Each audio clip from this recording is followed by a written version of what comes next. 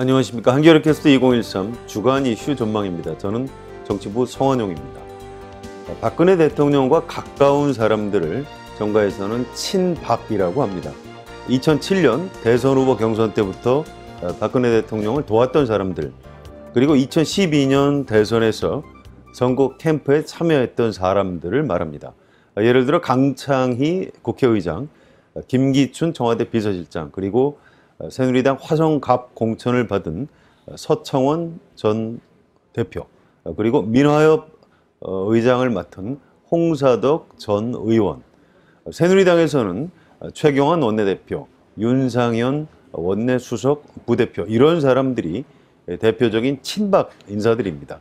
지금 친박들이 대한민국의 권력과 정치를 속속 접수해가고 있습니다.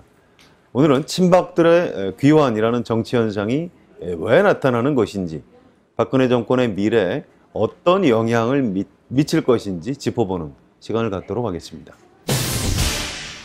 새누리당 출입하는 정치부 김남일 기자 나오셨습니다. 안녕하세요. 예, 안녕하세요. 예, 곧바로 본론으로 들어가죠. 친박 인사 중에서도 그 농도로 보면 경기도 화성갑에 공천을 받은 서청원 전 친박연대 대표가 가장 짙다, 이렇게 표현할 수 있을 텐데요. 자, 박근혜 대통령과 서청원 전 대표의 관계 좀 소개를 해주실까요? 한마디로 정리하면 서청원 전 대표에게 박근혜 대통령이 미안한 부분이 있다, 이렇게 정리할 수 있는데요. 단적으로 그 서 전 대표는 2008년 총선에서 이른바 그 공천학살이 있었죠. 그 친박계.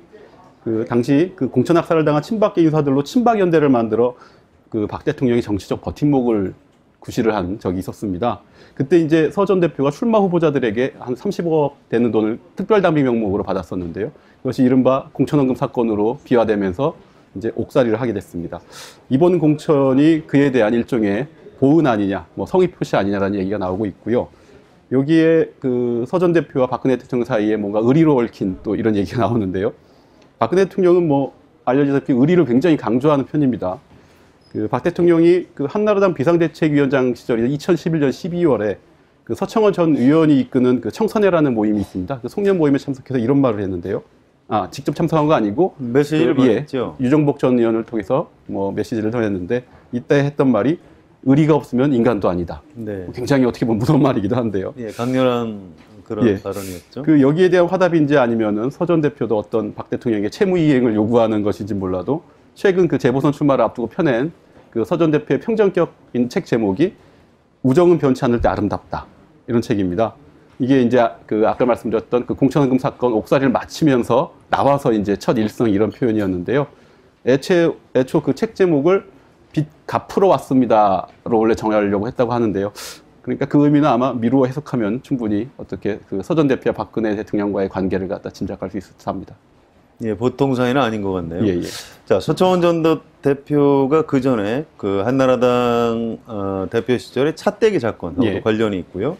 또 금방 말씀하셨듯이 그 친박연대 공천원금으로 형사처벌을 받은 사람인데요. 그래서 당내에서 반대 의견도 나왔었는데요. 결국 공천을 준 것은 박근혜 대통령과의 어떤 특별한 관계 때문이라고 봐야 되겠죠?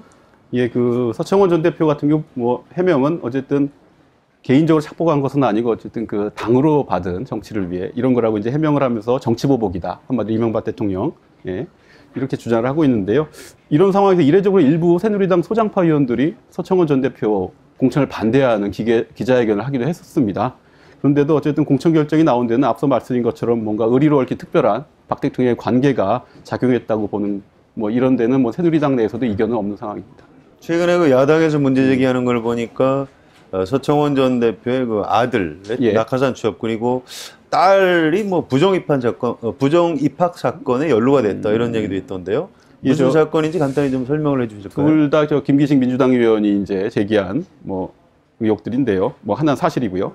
그러니까 서청원 전 대표 최측근 가운데 지금 새누리당 이우현 의원이 있습니다. 그 서청원 전 대표 아들이 원래 그 이우현 의원 보좌관 생활을 하다가 지난 4월에 저 국무총리실 4급 직원으로 특채가 됩니다. 이를 두고 이제 김기식 의원 같은 경우 이제 채용 공고와 시험 없이 서실을 채용했다, 직책이 따로 없다, 뭐 인사 발령 공고도 안 됐다, 전형적인 낙하산 인사 아니냐, 이렇게 주장을 하고 있는 것이고요. 4월이면 박근혜 대통령 취임한 다음이군요. 예, 그렇습니다. 네. 그리고 또 그 소보 딸의 뭐 그 부정 입학 사건이라는 거는 지난해 11월에 좀 사회적으로 좀 이슈가 됐던 건데요. 인천지검에서 발표한 사회 지도층 인사들의 외국인 학교 부정 입학 사건이 있었습니다. 네, 그런 사건이 그때 있었죠. 뭐 주로 뭐 대기업이나 뭐 이런 분들이 자녀를 갖다 이제 위장 입학시켰다 이런 사건이었었는데요. 그때 그 서청원 전 대표의 딸의 자식이 되겠죠. 네. 부정 입학을 해서 뭐 불구속 기소된 사실이 있다, 확인됐다라고 이제 김기식 의원이 이제 밝혔습니다. 이제 이러면서 김 의원은 뭐 아버지는 이른바 낙하산 공천, 아들은 낙하산 특채, 딸은 자녀 부정 입학, 뭐 이런 식으로 이제 리듬감을 갖춰서 이제 비판하는 자료를 내긴 했습니다. 예. 네, 선거에 출마 한번 하는데 여러 가지 가족들의 문제가 나오고 있는 그런 상황입니다.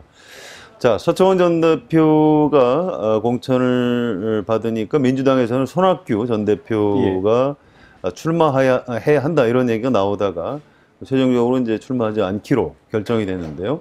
이렇게 되면 화성갑에서 서청원 전 대표가 뭐 무난히 이길 걸로 이렇게들 보나요? 새누리당 안 분위기는 어떻습니까? 그러니까 애초 서청원 대표에 대한 비토론이 클 때는 뭐 손학규 대표가 나오면은 힘들 것이다, 뭐 이런 의견도 나왔었는데, 질 수도 있다. 근데 뭐 기본적으로 화성갑 그 지역 자체가 뭐 지난 총선 19대 총선뿐만 그 18대 총선에서도 그 이런 새누리당 여당 후보들이 당선이 됐던 지역입니다. 뭐 작년 그 4월 총선에서도 그 새누리당 후보가 한 41% 되는 지지율로 당선이 됐던 곳이고 고희선 전 지금 의원이 돌아가신 고희선 의원이 당선이 돼서 그 서청원 전 대표의 급 정도라면은 충분히 당선되리라는 전망이 뭐 나오고 있습니다. 네, 알겠습니다. 자, 그럼 그 다음 얘기를 좀 해볼까요? 서청원 전 대표, 서청원 후보가 국회의원에 당선되면 새누리당 전당대회에서 대표에 도전할 가능성이 높다 이런 관측이 나오는데요. 어떻습니까? 내년 5월에 있을 상황인데요. 여러 가설 중에 하나입니다. 이게 그 서청원 전 대표의 당권 도전 시나리오는 사실상 김무성 의원의 당권 도전을 염두에 둔 같이 맞물리는 분석인데요. 애초 서 전 대표의 원내 입성이 그 김무성 의원의 당내 세력 확대를 견제하기 위한 박근혜 대통령의 포석이 아니냐는 이제 분석들이 많았습니다. 이런 틀에서 보면 내년 5월 당대표에 이제 서청원 전 대표가 결국 도전할 것이냐 이런 전망이 나오는데요. 하지만 이제 최근 이제 그 재보선 출마 공천을 앞두고 서청원 전 대표가 당권에 관심이 없다 이런 말들이 나오고 이미 또 김무성 의원에게 이런 뜻을 이미 전달했다라는 얘기도 나오고 있어서요. 공식적으로 얘기를 한 적이 있나요? 공개적으로? 그런 것은 없는데 이제 당내 인사들의 전원을 통해서 이제 당권 도전을 하지 않겠다라는 말들이 계속 나오고 있습니다. 근데 또 내년 5월 뭐 상황은 계속 변하는 것이라서요. 지켜볼 된 상황들이 뭐 변수들이 많을 걸로 보고 있습니다. 예, 한 가지 객관적으로 궁금한 것은요. 김무성 의원도 친박 인사로 알려져 있는데요. 박근혜 대통령과의 관계가 서청원 후보보다는 좀 멀다고 봐야 하나요? 김무성 의원이 현재 여권의 실력자라는 데는 전혀 뭐 이견이 없고요. 게다가 박 대통령에게 그 서청원 전 대표 못지않게 어떤 이른바 정치적 채권을 가지고 있는 언젠가 돌려받아야 되는 어떤 위치에 있는 실력자인 건 분명합니다. 게다가 지난 그 대선에서 그 김무성 의원이 그 대선 캠프에서 총괄선대 본부장을 맡았고 결국 뭐 대선의 1등 공신의 한 명으로 불쟁이 상황인데요. 그렇다고 말씀하신 것처럼 뭐 완전한 박근혜 사람이다 아니면 친박이다 이렇게 분류하기도 어렵습니다. 뭐 2007년 대선 때까지는 분명히 친박계 좌장으로 불렸고요. 근데 잘 아시겠지만 2010년 이른바 세종시 수정 논란 때 그때 이제 박근혜 대통령과 멀어지면서 이제 친박계를 완전히 한때 이탈하기도 했었고요. 지난해 총선 때는 또다시 불출마 선언을 하면서 배구종군을 하긴 했지만 그래도 여전히 그 박근혜 대통령의 관계는 뭐 회복됐다? 이렇게 표현하기엔 조금 뭐 껄끄러운 이렇게 이물질들이 중간에 껴있는 듯한 느낌은 있습니다. 네, 그렇군요. 자, 서청원 후보 공천과 비슷한 시기에 홍사덕 전 의원이 민화협 의장으로 선임이 됐는데요. 자, 홍사덕 전 의원은 어떤 사람입니까? 뭐 한마디로 친박 원로죠. 이 홍사덕 전 의원도 2007년과 2012년 두 번의 대선 당시 박근혜 경선 캠프에서 선거대책위원장을 맡았었습니다. 그 정도로 굉장히 박근혜 대통령이 신뢰하는 사람이기도 하고요. 2008년에는 아까 전에 서청원 전 대표 공천원금 사건이 일어났던 그 친박연대 소속으로 총선에 출마하기도 했었습니다. 그런데 홍사덕 전 의원은 얼마 전에 정치 자금을 받았다 해서 형사처벌을 받은 거 아닌가요? 민화협 의장은 그런 거는 문제가 되지 않나 보죠? 예, 말씀하신 것처럼 지난해였죠. 그 홍사덕 전 의원이 불법 정치자금 6천만 원을 수수한 혐의로 이제 뭐 검찰 수사가 받았었고요. 새누리당 탈당한 뒤에 올해 1월 1심에서 그 벌금 300만 원에 추징금 3천만 원을 선고받은 적이 있습니다. 근데 이제 홍사덕 의원 같은 경우 뭐 국회 부의장을 지냈고 육선 의원이고 굉장히 경륜이 풍부한 의원이긴 하지만 어쨌든 이런 비리 전력 때문에 그 민화여 부장은 좀 어렵지 않느냐 뭐 이런 판단을 나올 수 있지만 역시나 아까 전에 말씀드린 것처럼 어떤 그 대통령과의 관계 이런 것 때문에 뭐 낙점됐고 결국 과거의 어떤 그 관계에 대한 보훈 인사 아니냐 뭐 이런 것들 다 극복해서 이루어진 것으로 보고 있습니다. 네, 알겠습니다. 자, 서청원 전 대표 그리고 홍사덕 전 의원 그리고 청와대 김기춘 비서실장 이렇게 세 사람을 언론에서는 올드보이들의 귀환이다 이렇게 표현을 했는데요. 이분들 나이가 어떻게 됩니까? 굉장히 많으시죠. 그러니까 일단 나이 많음 자체가 문제가 되는 것은 아니겠죠. 다만 이제 그 박근혜 대통령 주변 핵심 요직에 워낙 그 친박 원로그룹 인사들이 대거 포진하다 보니까 이제 그 나이 고령이라는 점이 부각되지 않을 수가 없습니다. 말씀하신 것처럼 그 세 분 다 굉장히 고령이신데 뭐 100세 시대라고 하지만 뭐 홍사덕 전 의원과 서청원 전 대표는 44년생입니다. 그러니까 올해 나이로 70살이 되시고요. 네. 또 김기춘 비서실장은 39년생, 74입니다. 그러니까 좀 더 많군요. 예, 평균 나이가 그래서 뭐 71.3세 뭐 이렇게 나오고 있는 상황인데요. 예. 알겠습니다. 자, 청와대에서는 이분들 나이가 이렇게 많다는 거에 대해서 어떤 설명 같은 걸 내놓은 적이 있나요? 일단 서청원 전 대표 공천에 관련해서는 청와대가 개입한 일이 없다고 하기 때문에 굳이 뭐 나이에 대해서까지 설명하지는 않고 있고요. 뭐 다른 뭐 김기춘 비서실장이나 홍사덕 민화위 부장에 대해서도 뭐 나이와 관련해서 특별한 설명은 내놓지 않습니다. 단순히 이 나이라는 게 뭐 경륜이나 연륜과 같이 겹쳐지는 부분이라 뭐 경륜을 높게 샀다 뭐 이런 식의 이제 인사평이 뭐 청와대 안팎에서 나오고 있는 상황입니다. 알겠습니다. 자, 청와대 설명대로 사실은 단순히 나이가 많은 것을 문제 삼을 수는 없을 것입니다. 핵심은 이분들이 박근혜 대통령과 가까운 친박 인사들이다 이런 점일 텐데요. 자, 이 세 분이 박근혜 대통령을 어떻게 대하는지 약간 좀 특징 같은 것이 있을 것 같은데요. 좀 설명을 해주시겠습니까? 예, 최근에 굉장히 회자된 말이 윗분이라는 표현이 있었습니다. 네, 김기춘 실장이 한 말이죠. 김기춘 청와대 비서실장이 취임 첫 일성이 윗분의 뜻을 받들어였었고요. 그 또 여야 뭐 삼자회담 얘기했을 때도 윗분의 말씀을 전하자면 그래서 네. 굉장히 윗분이라는 표현을 쓰는데요. 그만큼 그 상전을 극진히 모시는 스타일이다. 네. 그러니까 김 실장은 아까 말씀하신 굉장히 나이가 많으십니다. 그럼에도 불구하고 보다는 좀 뭐 나이가 적은 대통령이지만 그 대통령 입맛에 맞게 어떻게 보고를 굉장히 잘하는 이런 걸로 좀 종평이 나 있다고 합니다. 그래서 네, 그렇군요. 이른바 박 대통령 심기를 절대로 건드리지 않는 분이고요. 서청원 전 대표는 앞에서 마친 것처럼 뭐 여러 어려운 정책 상황에서도 박근혜 대통령에 대한 의리를 지킨 뭐 어떤 의리형 뭐 스타일이라고 할 게 있습니다. 의리와 예. 우정 네, 이런 관계로 설명할 수 있겠네요. 홍사덕 전 의원은 뭐 좀 이미지가 좀 젠틀한 이미지고 해서 네. 뭔가 좀 노골적으로 뭔가 이렇게 하기보다는 뭔가 좀 세련되면서 은근하게 뭐 이른바 윗분을 모시는 이런 스타일로 세련되게 모시는 스타일. 박근혜 대통령이 자신보다 나이가 많은 사람들, 또 그 중에서도 좀 어떤 충성심이 좀 강한 사람들, 그런 사람들을 좋아하는 이유는 뭐라고 생각하십니까?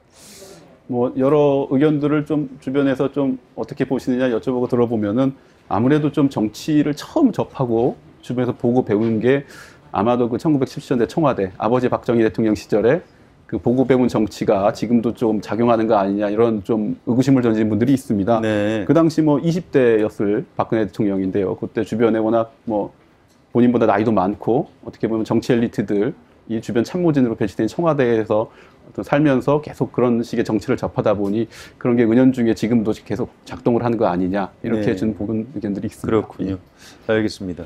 자, 대통령 당선과 취임 직후 그러니까 정권 초기에는 사실은 그 친박 인사들의 약진이 별로 두드러지지는 않았었습니다. 그러다가 취임 6개월을 넘어서면서 친박 색채가 유난히 강한 사람들을 대거 발탁해서 지금 쓰고 있는 것 같은데요. 예. 자, 왜 이런 현상이 나타나는 것일까요? 이른바 뭐 수첩 인사라는 표현에서처럼 기본적으로 대통령 인재풀이 좁다는 지적은 여러 차례 나왔던 것이고요. 근데 그런 기본적인 한계 안에서 지금 정권 첫 해가 별다른 정책 성과 없이 지나가고 있다는 조급함이 좀 작동하는 것 같습니다. 이런 상황에서 이제 친박 일색의 정치 환경이 만들어지고 있는 것인데요. 그러니까 최근 진영 전 복지부 장관 사퇴 항명, 뭐 항명 사퇴 논란 속에서도 결국 나온 말이 대통령 국정 철학과 맞는 사람들이 필요하다. 이런 네, 이제 그렇죠. 말들이 청와대 주변에서 강조되고 있는데요. 이는 뭐 한마디로 국정 장악력을 높이기 위해서는 이제 대통령의 말씀을 잘 이해하고 잘 따르는 친박들이 필요하고 그런 충성심 있는 사람들이 주요 포스트 곳곳에 배치돼야 한다라는 이제 이런 판단이 작용하는 것인데요. 결국에는 지금 정권 첫 해가 뭔가 이 시끄럽고 논란은 있는데 네. 뭐 별다른 박근혜 대통령의 뭐 아무 국정 성과가 철학이나 없었죠. 공약 이행이나 이런 것 없이 지나가는 것에 대한 뭔가 위기감 이런 것들이 표출되는 거 아닌가라는 생각이 듭니다. 네, 알겠습니다. 자, 이렇게 친박 인사를 중용하는 게 실제로 정권 운용에는 어떤 영향을 미칠지가 궁금합니다. 사실은 좋은 점만 있을 것 같지는 않은데요. 자, 김남일 기자가 보기에 친박들의 귀환이 박근혜 정권에 어떤 영향을 중장기적으로 미칠까요? 일단 뭐 말씀드린 국정 장악력은 당연히 높아지겠죠. 분명히 뭔가 이 자신의 말을 갖다 그대로 따를 수 있는 사람들이 곳곳에 포진해 있고 그 의사 전달이 일사천리로 쭉 진행되는 상황은 굉장히 효율성이 높아질 것입니다. 근데 뭐 계속 이명박 정부 때도 반복됐던 지적이고 비판이지만 정치라는 게 효율만으로 따져서 뭔가를 얻을 수 있는 영역은 아니고 그 과정에서 이제 뭔가 여러 타협과 뭔가 소통과 이런 약간의 좀 거치는 거래 비용이 들더라도 타협이 필요한 부분들이 있습니다. 그러니까 결국 이런 효율만 따지는 어떤 정치가 득보다는 실의만 많게 될 것이다. 이런 이제 전망이 나오는데요. 우선 그 대통령 결정과 뜻을 따르자면 일단 무조건 잘려나가는 어떤 인사 이런 부분들은 분명히 공직사회 줄서기를 강요하는 효과로 이어질 것이고요. 그렇죠. 이는 또 특정 인맥과 라인에게 어떤 중요한 국가의 의사결정이나 정부 정책 결정이 집중되는 상황. 이는 당연히 또 권력 집중으로 이어지고 이건 결국 또 어떤 그 정부 집행의 어떤 독선으로 이어질 가능성이 큽니다. 근데 결국 또 보면은 지금 주요 인사나 정책 결정이 박근혜 대통령이 크게 작용을 하는 것으로 계속 이제 보도가 나오고 있는데요. 네, 혼자 책임을 다 뒤집어 쓰게 되죠. 이는 뭐 크든 작든 간에 작은 정치 실패나 무슨 정책 실패라도 오로지 그 박근혜 대통령에게 좀 표현을 걸치면 독박을 쓰게 되는 이런 상황으로 또 보면 또 정권에도 큰 부담이 될 수 있겠죠. 예. 그렇겠군요. 책임 정치를 구현하기 위해서는 대통령과 같은 생각을 가진 사람들이 권력을 장악하는 것은 어느 정도 불가피한 일입니다. 그러나 권력 집중이 과도하게 이루어지면 정권은 물론이고 국가 시스템이 무너질 위험이 있습니다. 최고 권력자와 특정 기관의 독주를 아무도 제어할 수가 없기 때문입니다. 박근혜 대통령은 지금 자신과 청와대를 중심으로 대한민국 전체가 일사불란하게 움직이는 그런 시스템을 구축하고 있는 것 같습니다. 김기춘 비서실장, 서청원 전 대표 전진 배치가 그 증거입니다. 박근혜 대통령과 친박 인사들이 과연 그런 방식으로 대한민국을 잘 이끌어갈 수 있을까요? 걱정입니다. 견제와 균형은 사라지고 독점과 집중이라는 개발 독재 시대의 유령이 지금 대한민국 상공을 배회하고 있는 것 같습니다. 오늘 주간 이슈 전망은 여기서 마치겠습니다. 지금까지 김남일 기자가 도움 말씀을 주셨습니다. 김남일 기자 수고하셨습니다. 예. 저는 성환영이었습니다.